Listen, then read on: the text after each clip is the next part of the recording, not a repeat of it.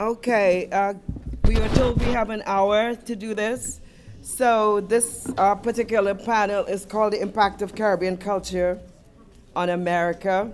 It has a secondary title, Through the Voices of Caribbean American Performing Artists. We are actually fortunate, and we want to thank Dr. Claire Nelson for, again, her vision in putting together uh, this amazing afternoon of so much knowledge. I'm too impressed with the last group and their amazing brilliance. But I want to say that we're ready to rock now. This is going to be the panel that really opens up to show you how culture has an impact on development, how it works with economic sustainability. And we want to say that we are really proud that we have the kind of presenters who are internationally renowned. We have Marshall Montano, who is actually, we had the Oni of Ife earlier. We have African royalty, we have Caribbean music royalty in the house. So we're really pleased to have Marshall Montano. We also have Emmeline Michel, similarly from Haiti, amazing presenter. So if you would come forward, I'll be pleased. Marshall Montano, please come forward.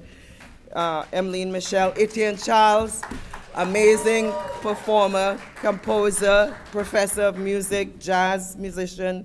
And there's another person, I don't know if that person is here, Ryan Leslie, is he here? Marlon?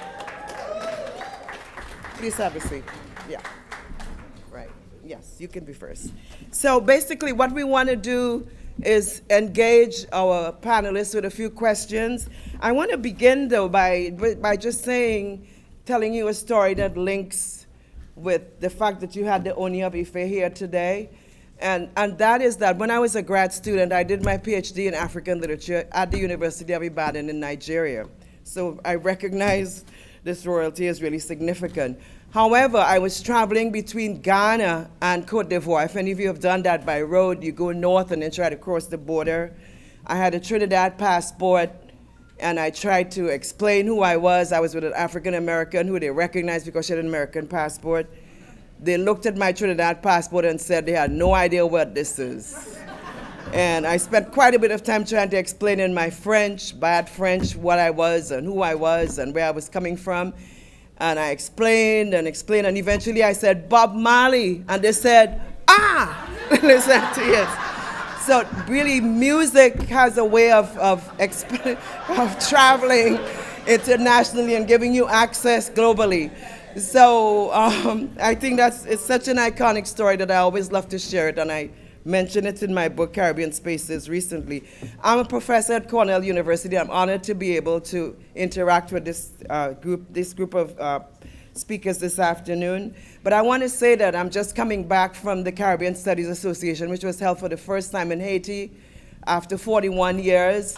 And would you believe it actually turned out to be the largest CSA in history, in spite of warnings about Zika, about potential unrest, about all sorts of problems. People came, and I want to say, and I was pleased to listen to the Haitian American scholars talk about their contributions. People came and they wanted to be in Haiti. And actually, every time you go to Haiti, you realize that we're living in a major media construction which churns out information about Haiti, actually designed to make us see Haiti constantly in negative light and to reproduce it consistently as one of the worst countries in the world. Haiti is a dynamic country, a lot of energy, a lot of brilliance, creativity everywhere.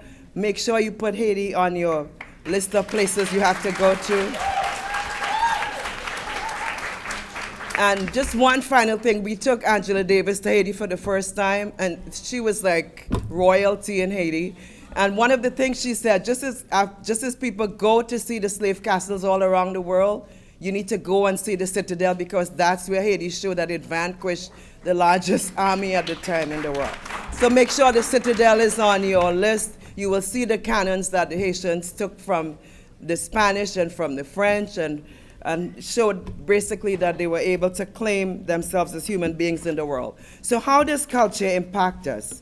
Caribbean global movements are really significant. Caribbean people are global people. And we want to say that music is one of the ways, as we indicate, that we globalize ourselves. So I want to ask our panelists if we could begin with that question.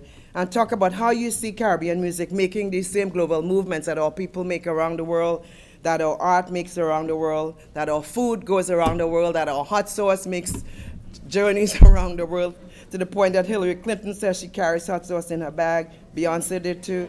And so essentially we are global people with all kinds of cultural movements, and music is one of the strongest of them. So I'll start with Machel Montano. Yeah.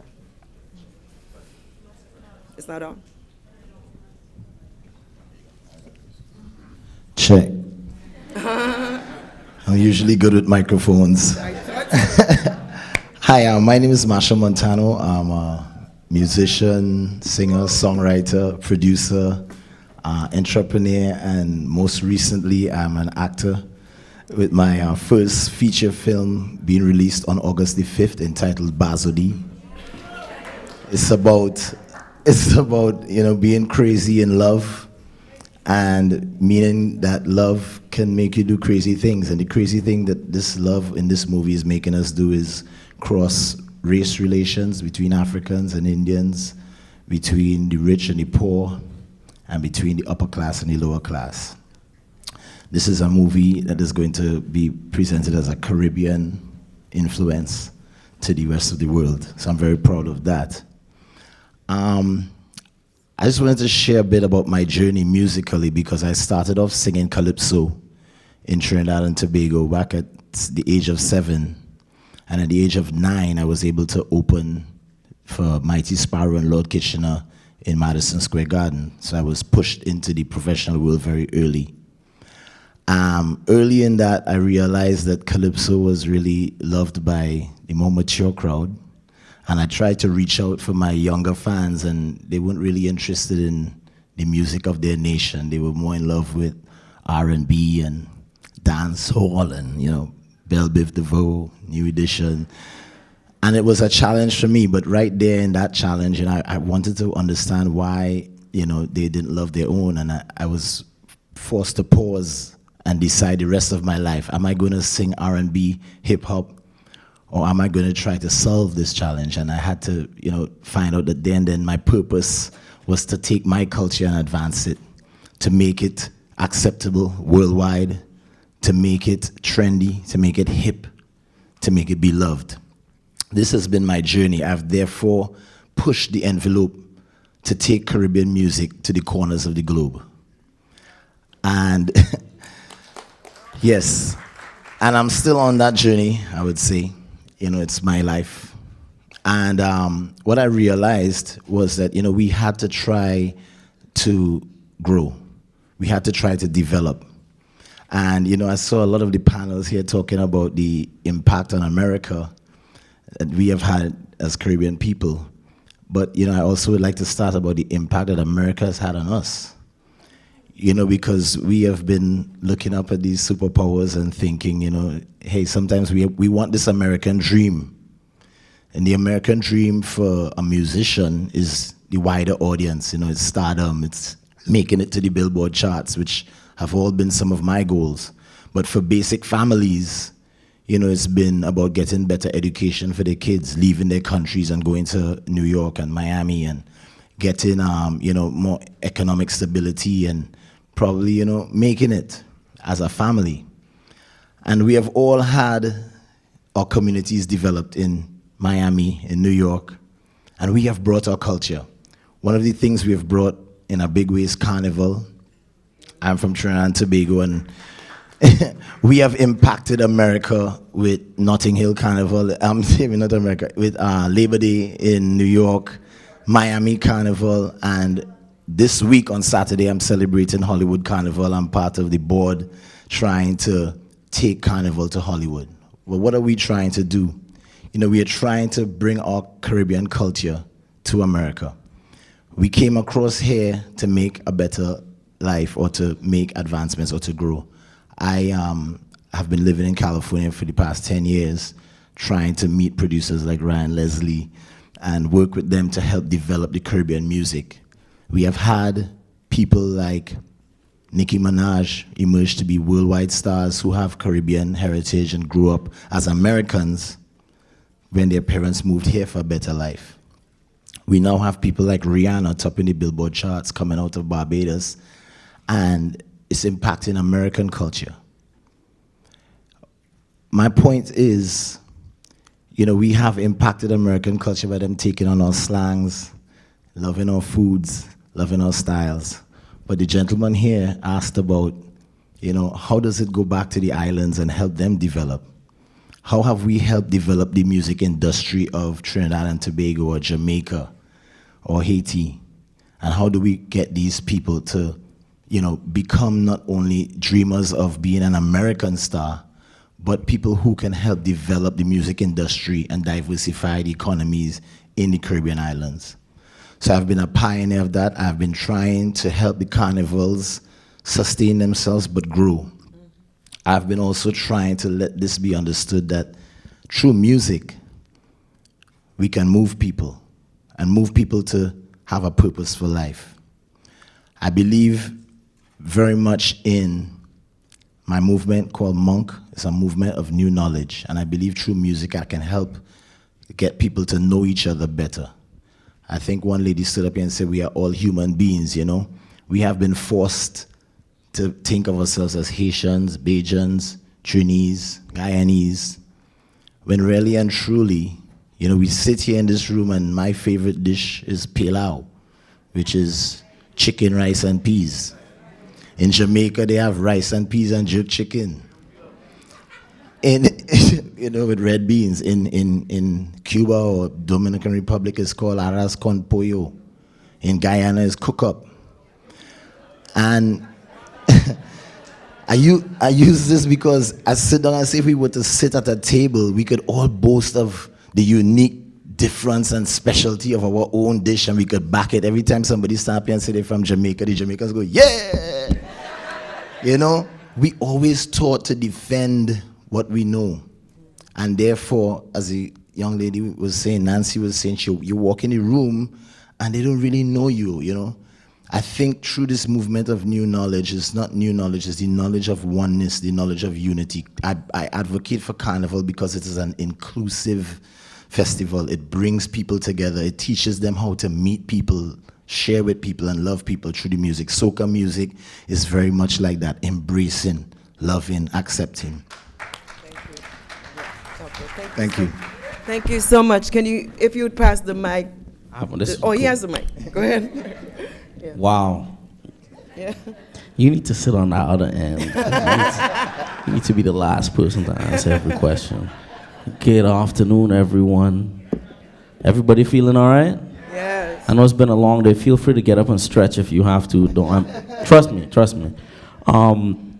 Thank you to Dr. Claire Nelson for putting this together. Seriously, let's give another round of applause. I am extremely humbled and inspired by all of the panelists thus far. And I love the question that I was asked, that we were asked, simply because it's a topic that's very special to me as a Trinidadian musician living as a migrant worker in the US. And I like to use the term migrant worker simply because there's a lot of talk about the different categorizations of someone who is an immigrant. So some people are called expats, and then some people are called migrant workers. And if you don't know me, I'm a trumpet player, composer. Like Marshall, I have my own record label, and I'm also a professor at Michigan State University. And my biggest challenge over the years, I've been in the US studying for 14 years now. And through my musical research, it's been really enlightening as a Caribbean man, simply because the deeper I dug, the more I found West Indians at the roots of many different things that are called American culture and that are called European culture. So our brother here, Marshall, talks about carnival and talks about, we're trying to export carnival. But we don't need to do that. The largest outdoor festival in North America is Caribana, which is a Caribbean festival. The largest outdoor festival in Europe is Notting Hill's Carnival. So we've already done our job to take our culture far and wide. But I'll take you give it a round of applause. Give him a round of applause. And So I'm a jazz musician at the core. I play, what is known as American music. But funny enough, in research, in travel, you learn things. And so, we're talking about the cultural impact of Caribbean music on American culture. And so certain names come to my mind, and I'm sure come to yours as well. People talk now about Rihanna and Nicki Minaj as the people of now, but long before them, someone who had a lot more impact, I would say, was Harry Belafonte. Yeah. Who to me is the quintessential Caribbean American, simply because he was born in Harlem, raised partly in Jamaica, moved back to the US, took Calypso, sent it worldwide. Okay? First, if you don't know, Calypso, his album Calypso was the first LP to sell 1 million copies worldwide. If you didn't know that, now you do. But in addition to that, his music, he used music to get into American households, to then pitch the idea of civil rights to white America. Okay, and he did it very cleverly. His whole band, which was made up of Americans of Caribbean descent, people like Ralph McDonald, people like Bill Eaton and Bill Salter, were all marching with Dr. Martin Luther King in Selma. Okay, and there's a long list of musicians that I can call. The whole bebop movement of New York in the 40s and 50s, at the core of that movement are many West Indian American musicians. And I'll take it even further. The US State Department decided to do a program called American Music Abroad. And they called it the Jazz Ambassadors was what it was originally called. And some of the first people that went were Dizzy Gillespie, and then I think Louis Armstrong also went, and Dave Brubeck also went. And the senator that put that bill forward to President Kennedy, I believe, his name was Adam Clayton Powell Jr. I'm sure if you've been to Harlem, you've seen Adam Clayton Powell Jr. Boulevard, right? Well, a lot of people don't know is that his wife was a jazz musician. She was a very famous jazz musician. She was a brilliant pianist. Her name was Hazel Scott. That's right. Yep, and she was born in Trinidad. And so not only did our Caribbean music influence American culture, our Caribbean film, our actors influenced American film, but in addition to that, we also influenced American culture going abroad. So it's bigger than we actually think. So it's not just about what we do now, but the key is that we need to know these things. How many people didn't know that Harry Belafonte's record was the first album to sell 1 million copies? It's okay. I didn't know. It's fine, right? Okay, I'll tell y'all one more thing. And it was funny because I saw the Uni of Ife sitting here, and like Dr. Davies, I was lucky enough to get to meet his father before he passed away. And how many people have heard of Fela Kuti? Yeah, so yeah, but yeah, if you don't know him, that's cool too. Now, Fela Kuti is a icon in worldwide music, as we all know. And the most inspiring thing to me about Fela Kuti's music is that when I listen to his music, I hear Calypso. And many people hear Calypso when they hear his music.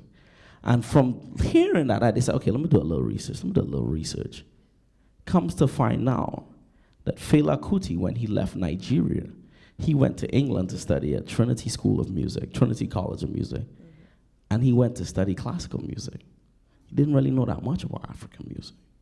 And what was the music playing in London in the 50s and 60s? It was Calypso. Okay? So that was the music that he heard. The black musical movement of London and the black musical movement of France were driven by Caribbean people. In France, you had Guadeloupe, Martinique, Haiti, and French Guyana, people like Henri Salvador. And then in London, you had Trinidadians, Jamaicans, Ghanaians. So you go down the list. So our music has really affected the whole world. And we're grateful to be able to continue that legacy here. Yeah.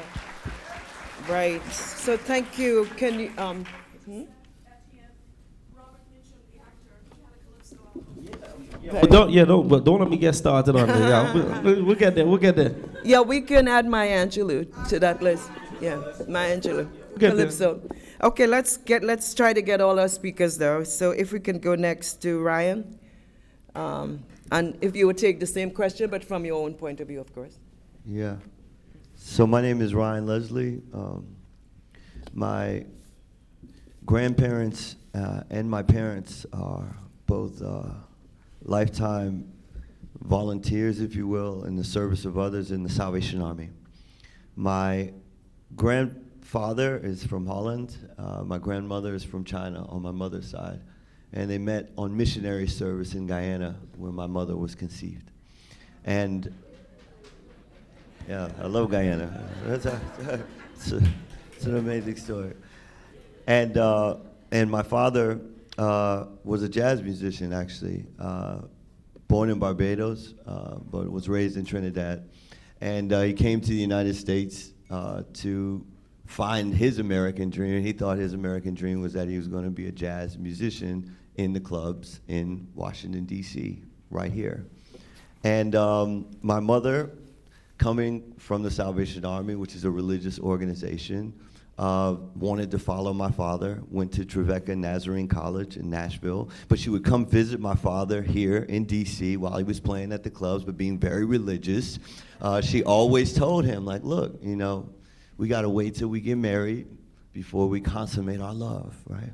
Uh-oh. Now, my dad was very persuasive, as jazz musicians are.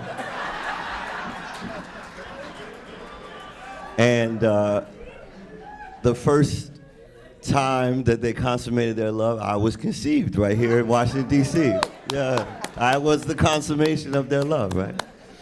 But growing up in the Salvation Army and being a product of, you know, 2 generations of missionaries, the idea of the Salvation Army was sacrifice in the service of others. And so over 25 years of service, they made an aggregate of about $600,000. Over 25 years, $600,000. And so my father and my mother, both being Caribbean parents, they said education is going to be the pathway to our retirement.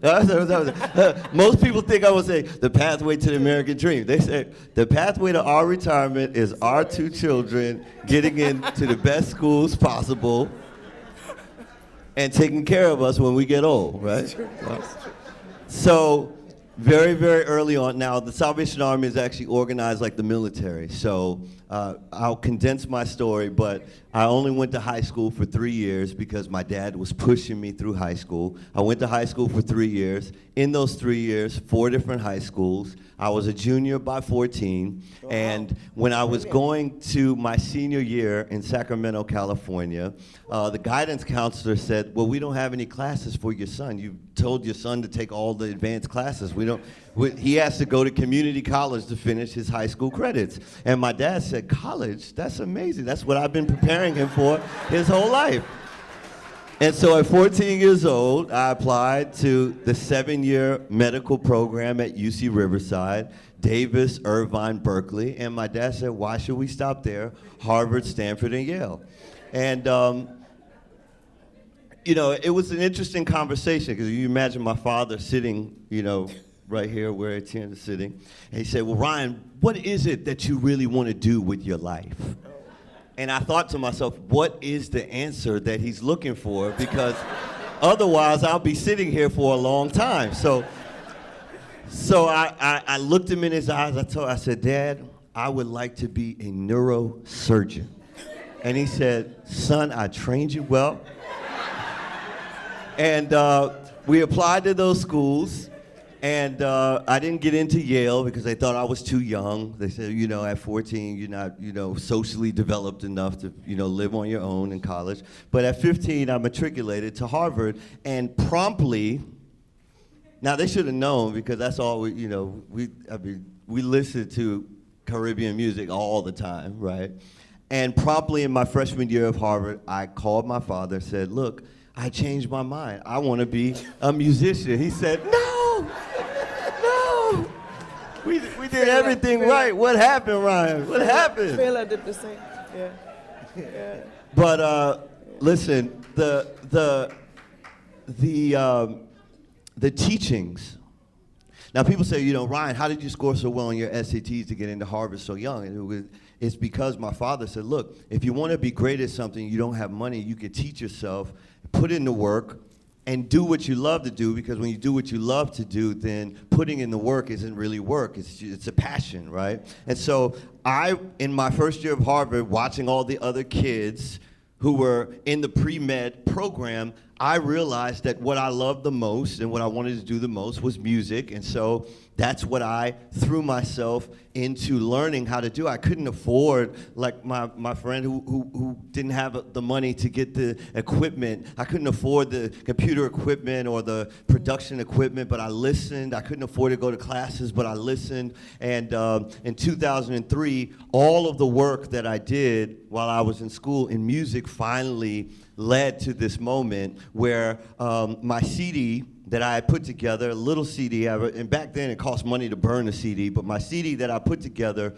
finally made it into a meeting, and the guy that was listening was actually looking for a single for New Edition, and so the first record that he played on the CD was my song. I was singing it and everything, and it became the first single when New Edition signed to Bad Boy, and that's really where my music career took off. And in my first year of doing music, my father, said, well, Ryan, how's it going? I said, well, in my first year of doing music, I've made as much money as you guys have made in your last 25 years of work, and I'd love to retire you if you want, right? But really, what I started to realize about music, and my musical background is I make American music. So I've worked with Madonna, Britney Spears, Kanye, Jay, you name it. Beyond, my first record I ever produced was for Beyonce on the Bad Boys 2 soundtrack.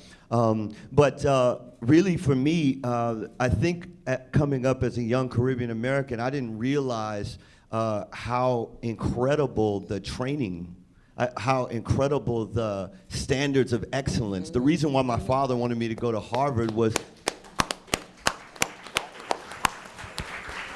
the reason he wanted me to go to Harvard was because he said, yeah, you could go to the other schools, but when people look at you and they say, oh, you're from the Caribbean, your parents are from the Caribbean, you just got into school and you did school, and that's nice that you worked hard. But he said, no one can really argue with Harvard, right?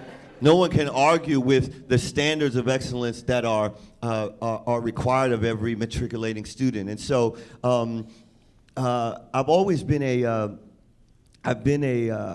inquisitive, and to what Nancy was talking about, I started to realize that out of these sort of hotbeds of creative expression and creative thought were being born networks that would change the way that we communicate, would change the way that people are discovered, would change the way that our music is distributed, right? And I did a traditional record deal. I did 2 albums on Universal, the second of which was Grammy nominated, etc. But the sales weren't enough. I'm obviously not Nicki Minaj or Rihanna, right? So I didn't walk in here and people say, "Oh my gosh, can I get a picture?" Right? So that's how I know. Yeah, let's get one. I asked for your picture. Right. But what I realized is that the internet and technology are going to change even more than they've already changed. They're going to change the way that we communicate and interact as a species, right? Absolutely. Yeah. Absolutely. Yeah. What I love is how these artists are weaving these stories. Isn't this amazing? And they're bringing in everything, the music, the training, the education, the economics. I love it. So, Emmeline, can you add something to that will, I know. Here we go. Yeah. Hello, everyone. How are you doing? We are grateful that you are still awake. But isn't it inspiring? I feel like I'm growing wings listening to the panelists, and we should have that for a month. Exchange ideas, and I am grateful to Marlon Hill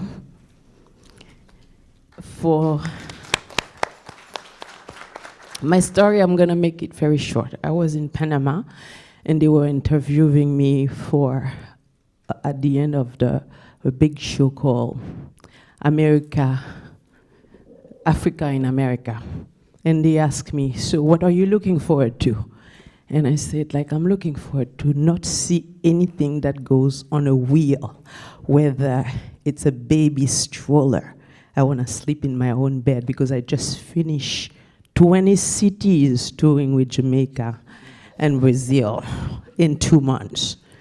And then I said, unless Obama called me to say, come and sing at the White House. And I landed, God is my witness, I landed at the airport and I saw a text from my dear sister, Edwidge Nansika, say, Marlon Hill is looking for you to invite you among the panelists at the White House. And I'm like, blown away by the mystic of this place and the majesty of all the stories, historical story that went down. I want to be there. But now I'm just getting the vibrancy, such a beautiful energy that projecting us in the future of music. All Caribbean music is just irresistible, irrefutable. There's nothing that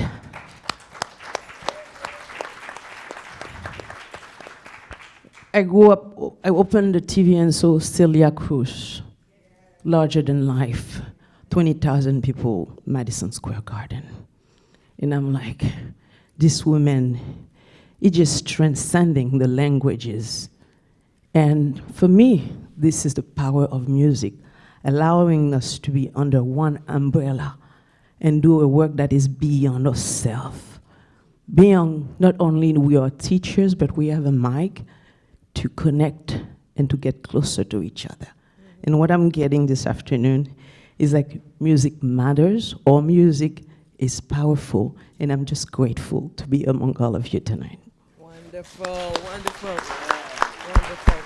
So one of the questions that Marlon really wanted to get at as well is how are we going to use this for future economic transcendence? What kinds of economic issues are still relevantly put forward from the artists? And I'm sure the audience will have questions that relate as well. But what would anybody can begin with that question. So, to continue on my story, I did two major label records. And the reason why, after my second major label record, I walked into a marketing meeting. I said, well, why is it that we aren't selling as many records anymore? Why did the royalty statements look so small? Why are we allowing ourselves to be streamed for free? Why are we allowing these kinds of business constructs determine the future of how we're going to be able to make a living as creators? And they didn't have good answers for me, so I wrote a check and bought myself out of my record contract. And I started a program which basically is about connectivity, right? It's the idea that a lot of cultural influencers, or influencers in general, actually probably anyone who has a voice, we build and we give our audiences to social platforms that we don't control. So we give our voices to Instagram, or we give our voices to Facebook, or we say what we want to say on Twitter. And as people adopt these platforms, we grow in following, and then our engagement gets smaller and smaller. So Oprah Winfrey has 34 million followers on Twitter, and she has a 0.01% engagement, right? Maybe less than that. Maybe 2,000 people liked her last tweet. So what happened to the other 34 million people that are following her, right? And so what I was finding is that folks that have cultural influence build large followings that they don't actually control, and when the message is important for them to actually be able to reach their audiences, they're unable to reach them because the algorithm on Facebook has changed, right? Or the algorithm on Instagram has changed. And so I decided to go on a crusade. Once again, I hadn't any real formal coding training, but I went to Code Academy, taught myself how to code so that I could actually collect phone numbers on anyone that's interested in having a relationship with me. Now, people say, well, that's not that's not even that interesting, right? Because everybody has a phone number. You can always just ask people for their number, right? But there's actually scientifically a threshold of the number of people you can manage in your own mind, right? And they say in science this is only about 150 people, right? So if you have more than 150 phone numbers in your phone, you're probably not engaging and activating your network as deeply as you possibly can, right? There may be dormant relationships, there may be a wealth of relationships in your phone, people that you've met, people you've exchanged business cards with that you're just not leveraging to do the work, to have the impact, to make the difference that you want to make in life. And so I started building a platform called Superphone, which is actually how I even got into this room, because Dr. Claire sent me a text and said, hey, Ryan, look, I'm putting this panel together and I would love to have you come and speak at the White House. And so I said, well, I have something else to do that day, but I'll rearrange it so I can be here today, right? But what's interesting about it is just the fact that you know, we do have mobile devices. We do have almost like a phone number is almost like a digital ID, right? That allows us to communicate with the people we love the most. And so the idea about economic empowerment really came to bear when I told all of my fans, if you want to support me, just send me a text. Send me the receipt for your iTunes, and I just want to thank you personally. And literally in one album cycle following my major label album cycle, which, by the way, on my major label album releases, we never even recouped on the 180,000 records I sold. In one album cycle, because I actually have a phone number on every single fan, from 15,000 fans over the course of a year with no label, no manager, we did $2 million in gross revenue, right? Just over SMS, over text, right?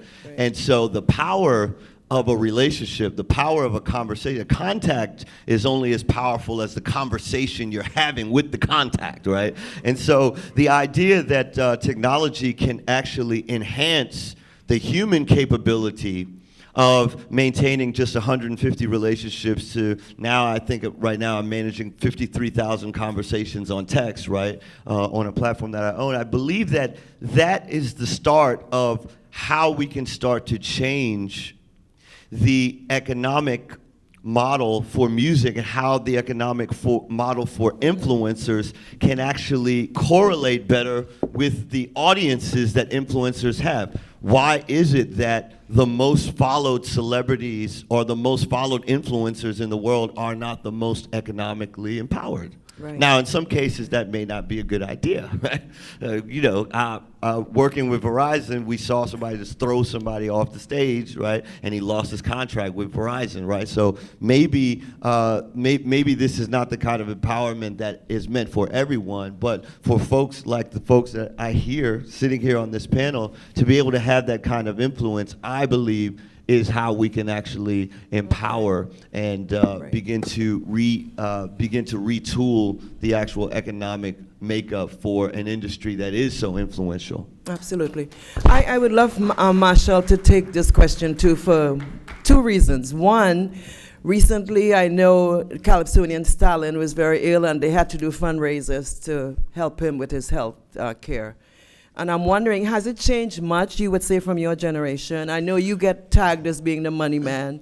well, actually, so I want you to address that. I really wanted to address this because there were statements about funding and the young lady who was talking about funding.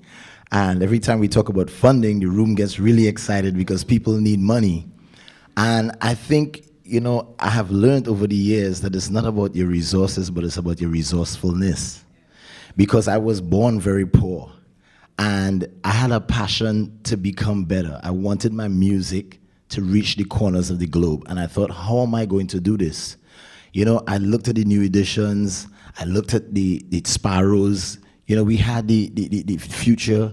We had the past. And I tried to figure out what would the youth need to succeed. And I found the answers in terms of my passion. I put purpose and passion behind my music, my love. And I found that commercial and financial success came as a consequence. I'm saying this because we talk about, you know, empowering the Caribbean to be financially strong and to be economically successful. But I really want to say that what is our influence on the world right now? I want to go back just shortly to the rice and peas and the jerk chicken. You know, it's all these different unique ways to cook the same three ingredients: rice, peas, and chicken. And we have spent many of our lives, you know, focusing on who we are and trying to put who we are out there as separate people. But we have spent least amount of time, you know, relishing or spending time enjoying our similarities to really teach us that we are one, despite language, despite race, despite class. So I'm saying, and this is just oneness as that, but what about the oneness of, you talk about the past and the historic people who have influence, and you talk about what you can do for the future, and we tie that into the present. You know, somebody who's from the Caribbean, the millennials right now have the power to respect the tradition and the technology, but put it to work now in the present, which is the only existing moment. The past is gone. You know, the future is not promised. My view for Caribbean people is that we have been brought to these small little islands, 4.5 million slaves from Africa, indentured laborers from India. The only major majority of slaves went to Brazil. So they probably got the genes in soccer, we got the genes in soca, you know? And I'm saying this because I represent for soca and I represent for Caribbean music. I represent for what it means really. Forget the economic. It means that we have been a microcosm that has been able to incubate different races, peoples, traditions, cultures in a tight space. Muscles with more density perform stronger when they're in these tighter spaces. So our influence to America right now, when you have somebody wanting to kick out immigrants and not understand race relations, we have worked our infrastructure and a system that worked and show us united. We have things like Carnival today, which include people and is inclusive of all people. We are here to influence them how to get along. And how we get along is by knowing each other. My reason for trying to make Carnival succeed and make soca music succeed and make the film and the dancehall come together is because we can preach unity. And in unity, there's strength in numbers. There's financial success when I hire a manager from India. You know, I hire people in my band from Venezuela and Jamaica, and we work together. And we become a unit that has succeeded at making something popular. We need his technology. I met with Ryan last year to use his technology to further influence my community, as Nancy was saying. Teach them how to get successful like me. I didn't get successful running down money. I run down being the best. I run down greatness. So I'm just saying that this is what we are going to be called upon to influence. The Caribbean is going to have to influence America, how to live together, how to communicate and how to share each other's culture, how to recognize each other, how to celebrate. You know, Bob Marley had to struggle against war, and John Lennon. We here to teach how to love. And that is going to bring love, is going to bring prosperity. Love is going to bring success. It's not an American dream. It is everybody's dream to be whole, right. to be fulfilled, to be satisfied, to be happy. And I run a contentment company. You know, I sell content, and I'll sell my content to Ryan. I love it. Can I get Emmeline to jump in on that? And I would love to see the question of how a black woman engages that similar question. Oh, well. Or if not. I would like to tap into the platform that represents us. Right. When I think about Caribbean radio, I'm sorry, most of the time is like a 4 or 5 hours that they bought on one mainstream radio. And this is not serving us. And I think it's about talking about the now. This is the time to really one of us stand up and have a television that represents Caribbean, but in a proud way. Not that you got to turn your TV, turn the cable a certain way to get captation. Really, no. It's one thing that saddened me because we don't have that voice, that powerful voice we're talking about. It's almost non-existent.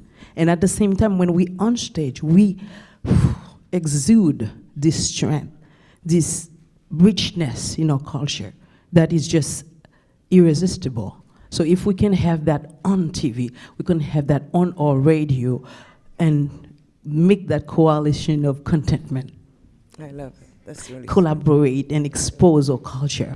I think this is for us ways to build that community we're talking about. What about ATN? You want to add something there? And then we'll open it up. Well, all the answers are great, but I can only speak for me based on my experiences, because it's about commerce, right? And it's about actual business. And it's about actual dollars and cents. And it's actually about Fundings. numbers. Fundings. And funding. And it's about engaging your audience, but to the point where they are willing to spend money, right? Right? Right. And the reason I look at people and I look at you and I nod heads, because I like making eye contact. Right? It's one of the things that has gone away with the millennial generation because of the mobile device. So while I'm looking at you, you might be texting me back, which is okay, by the way. But at the same time, it has taken away value in what we up here do. Because we give our lives to music. 1, 2, 3, 4. And I could just speak that 3 of them have influenced millions of people with their sounds. But yet, it's hard to recoup that financially, simply because the internet technology has made it possible for human nature, one of the negative aspects of human nature, to thrive, which is that nature to not pay for something that you don't have to. Quincy Jones said it best. He said that we are in a business to make people pay for something that they can have for free. And how do we do that? He has the answer, he has the answer, she has the answer. It's in building love. If you build love and appreciation, the same way we love and appreciate our audiences, and the same way our audiences love and appreciate Caribbean music, American music, rock and roll, is the way that we're able to, even if you mightn't buy my record, but you might see me hungry and buy me lunch. It's the same thing, right? So what I encourage you to do, how many of us in the last 6 months have gone to see at least 10 Caribbean live music concerts? It's okay. At least 10 live Caribbean music concerts. Okay? At least? 5. Okay.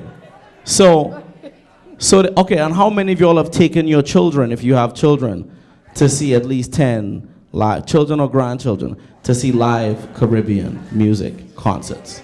Okay, now this is a real thing, and it's okay, because the first part of fixing a problem is acknowledging that there is an actual problem.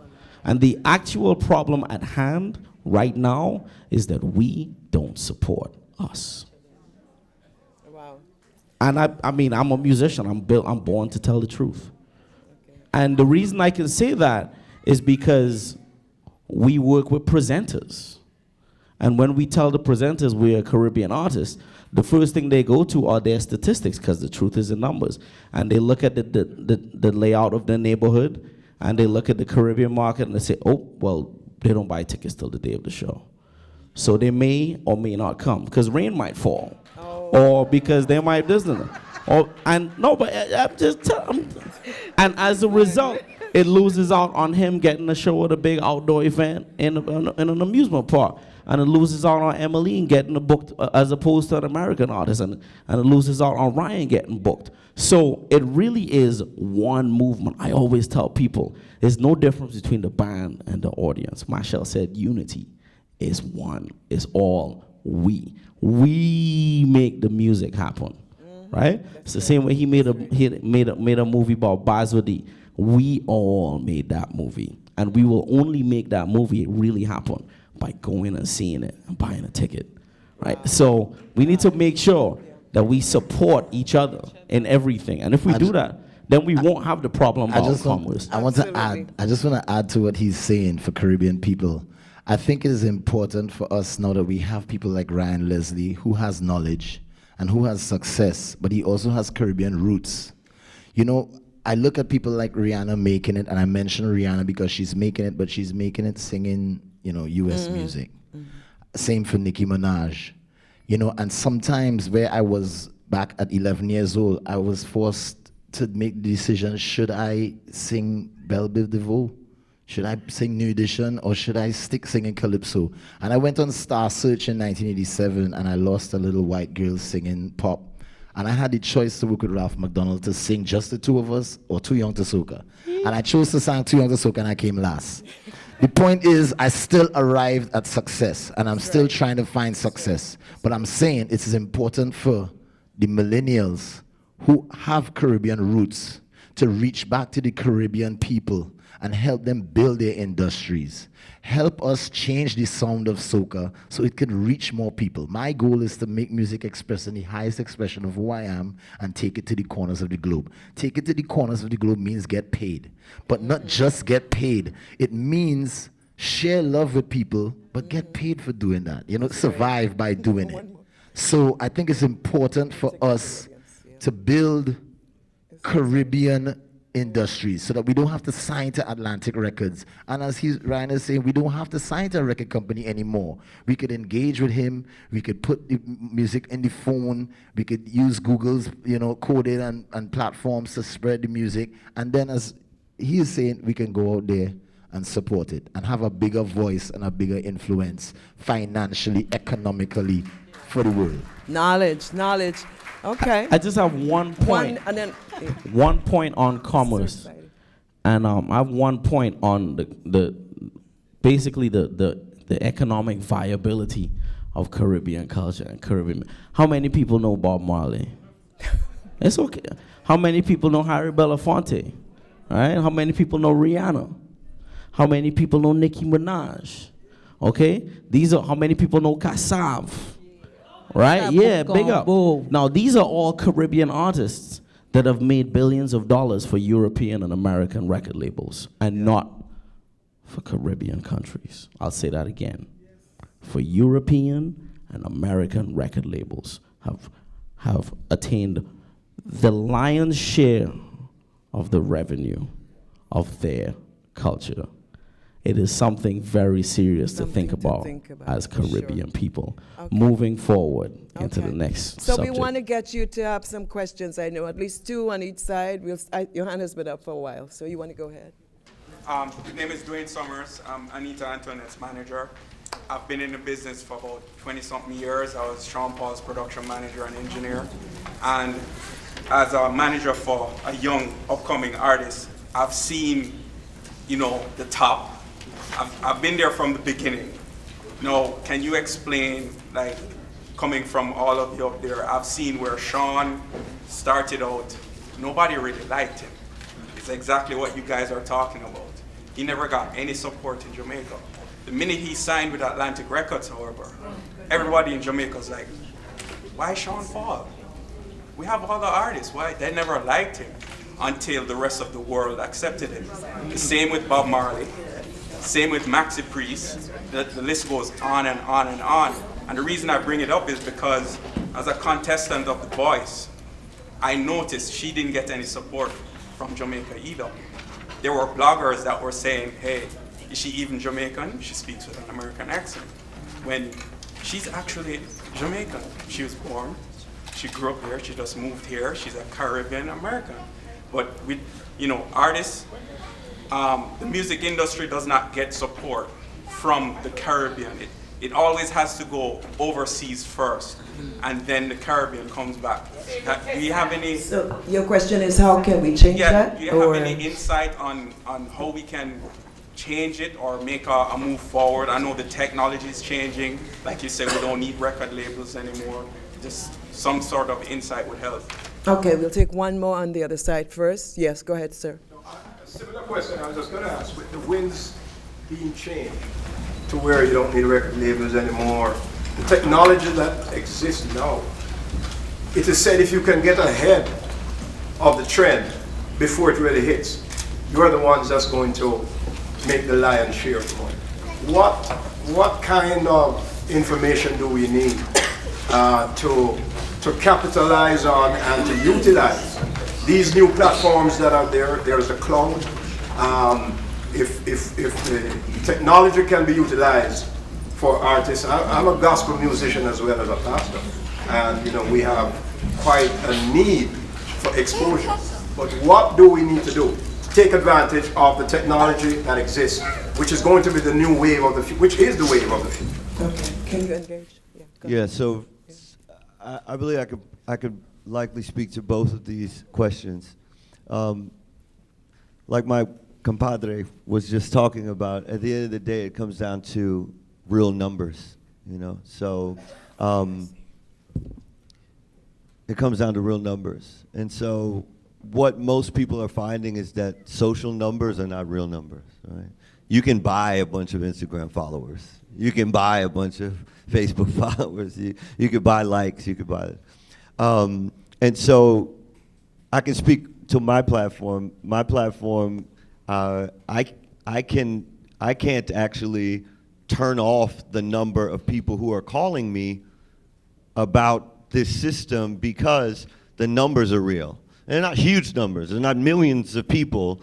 It's 53,000 people who've texted me, 45,000 people who've entered their information in my phone, and 15,000 people who are actually responsible for $2 million in revenue. Now, this is not billions of dollars, but it's the start of a clear pathway to sustainability without having millions and millions and millions of people in reach and audience, right? And so the idea is just that the numbers have to be real. So if I wanted to now, I walk to Atlantic Records and I say, look, I know every single fan, and if Facebook, Instagram, and every other platform shut down tomorrow, I can press a button and text all of them a cover to my new album, right?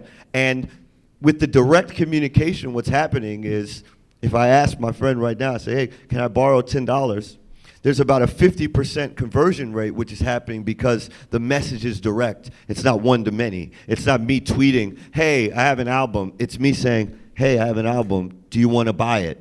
I've had a 50% conversion. And so the idea is that, technology is empowering that kind of relationship management. And this is something that, if you look at Salesforce, $1 billion company, it's relationship management. It's a salesperson saying, how do I forge the deepest engagement and relationship with someone that might be interested in spending money with me? How do I do it? A platform called Salesforce allows you to do it.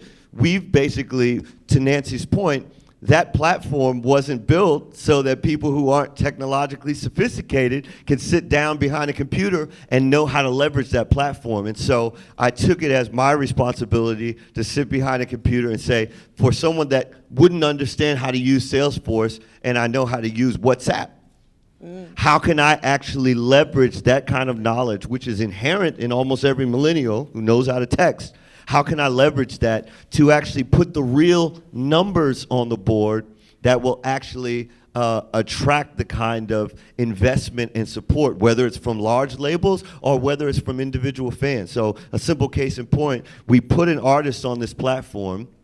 He has about 100,000 on Instagram, right? But he said, hey, Ryan, I'm not getting a lot of text messages. And I said, look, it's not the number of text messages you receive, it's the depth of the relationship that you create with the folks that are texting with you. And so he put out a proposition. He said, look, I'm interested. He actually, it was G-Jam Studios. He said, look, the guy from G-Jam Studios said that I could use his studio for free, but I can't even afford to fly there.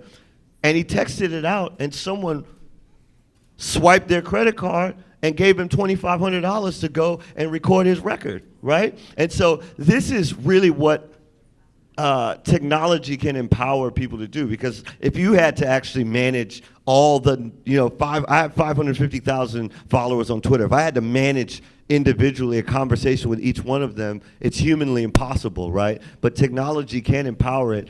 It needs to be modified, and it needs to be developed in ways so that young filmmakers, young entrepreneurs, this applies for literally everyone, right? If I start a Jamaican patty shop tomorrow, and I go to Facebook because I want to try to build an audience, 100 phone numbers of people who are interested in Jamaican patties is more valuable than 100 likes on Facebook for my Jamaican patty shop. And so that's really what we're interested in. That's really how I believe that this kind of disparate, this kind of distance between the influencer and the money, the influencer and the people who support them, there have always been so many intermediaries. There is the record company, there is the booking agent, there is the venue, there is the person that takes a percentage of the merchandising. There are all these intermediaries, and then you add on top of it the intermediaries of the places where we give our content for free just so that we can get an audience. So we gave Instagram all of our pictures for free.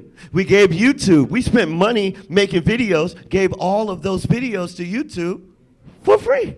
We gave all of our insights, all of our ideas, the things that we're talking about, the insights into our recording process, we gave those to Twitter for free. We built all of those platforms into billion-dollar enterprises, right? And we don't actually know tomorrow or today if someone asked me, who are the 180,000 people who subscribe, Ryan Leslie, to your YouTube channel, and I want to actually get a real message to them about how amazing this has been.